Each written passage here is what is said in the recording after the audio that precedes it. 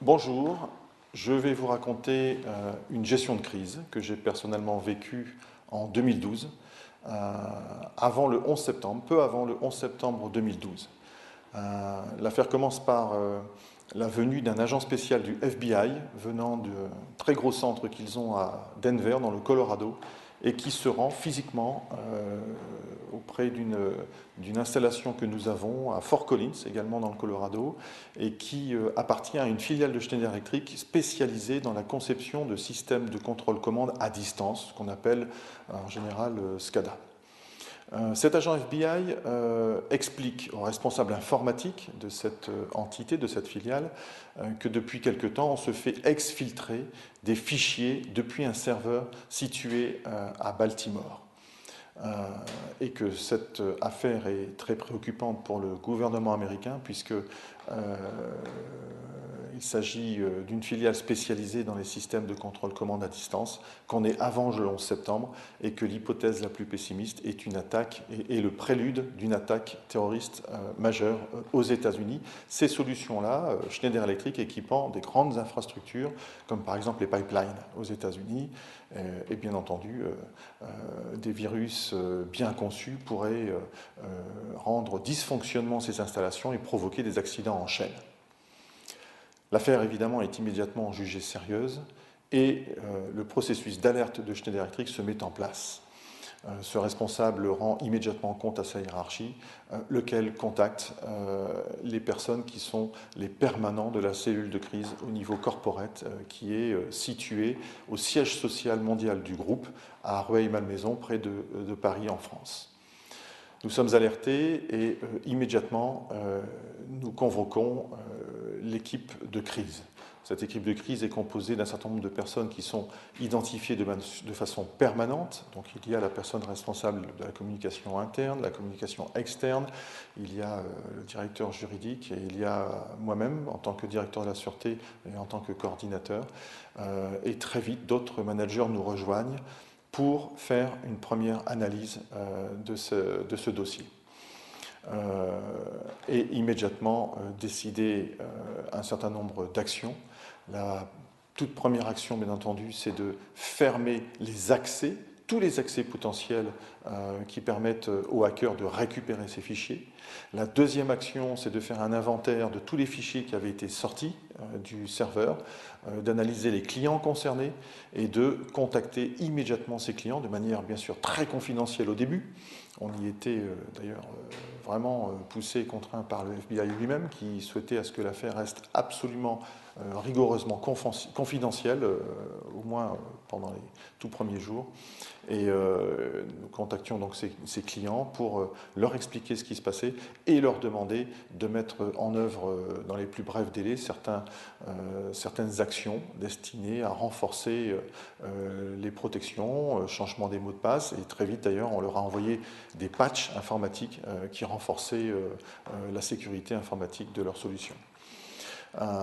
Ensuite, en troisième temps, un groupe d'experts a été constitué, comprenant des experts du FBI, des experts venant des partenaires en sécurité informatique de l'entreprise, de Schneider, et une personne également de l'équipe sécurité informatique, un Suédois, a rejoint cette équipe-là pour essayer de comprendre comment était fait le virus, quel était son fonctionnement, et aussi pour identifier son origine, qui est quelque chose évidemment, compte tenu du contexte, qui était très important. Il a fallu à peu près une dizaine de jours pour que cette équipe authentifie formellement l'origine de ce virus. Ce virus avait été conçu et envoyé depuis la Chine, depuis un groupe de hackers qui est en fait très bien connu du monde du renseignement. Et il est aussi très connu que ce groupe-là ne s'occupe que d'affaires d'espionnage économique et absolument pas de terrorisme, et qu'ils ne cèdent ni ne revendent jamais leurs informations à des groupes terroristes. Donc l'hypothèse terroriste est finalement tombé à une dizaine de jours et le FBI s'est retiré en nous disant écoutez, maintenant c'est de l'espionnage économique, donc vous êtes victime pure et dure, donc on vous laisse continuer vos travaux et nous on se retire. À ce moment-là, on a décidé, plutôt puisqu'on avait contacté quand même pas mal de clients aux États-Unis, de manière confidentielle, mais on n'est jamais à l'abri d'une fuite et d'une exploitation médiatique incontrôlée d'un événement comme celui-là. Nous avons décidé de contacter un journaliste très connu aux États-Unis, M. Krebs, qui s'est spécialisé dans tout ce qui est sécurité informatique. Et on lui a raconté ce qui venait de se passer, on lui a donné force détails, y compris même des facsimilés, enfin des copies de courriers envoyés à certains de nos clients. Et ce monsieur a fait donc un article assez long, assez détaillé sur le web, sous l'angle encore une attaque d'espionnage chinois. Article très bien fait, article plutôt favorable à Schneider Electric, puisqu'on avait été proactif, on l'avait contacté, on a coopéré avec lui pour lui communiquer beaucoup d'informations.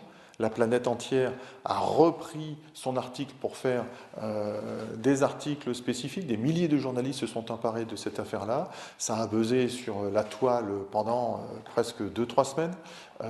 Mais on va dire que l'entreprise avait su préserver son image par son aspect proactif.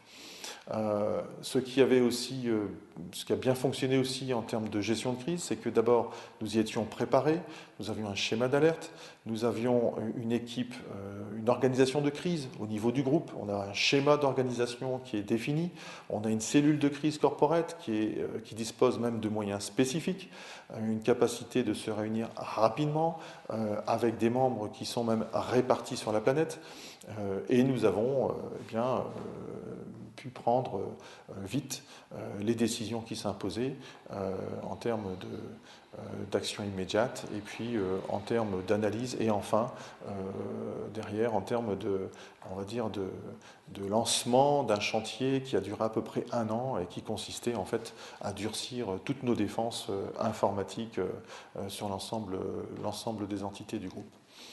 Voilà, donc une gestion de crise qui a été intense, très intense, vu les enjeux dès le départ.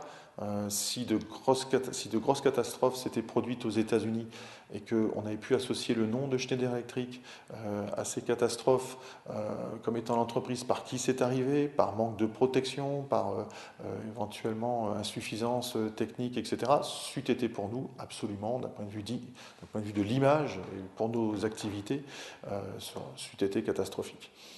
Donc, crise de forte intensité, mais menée très rapidement, parce que nous étions préparés à cela. On va dire que cet événement-là est resté finalement un bon souvenir dans l'entreprise.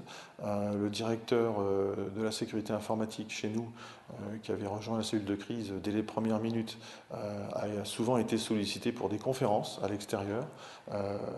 Et nous avons d'ailleurs en France partagé les détails de cet événement-là avec l'ANSSI, par exemple, peu de temps après.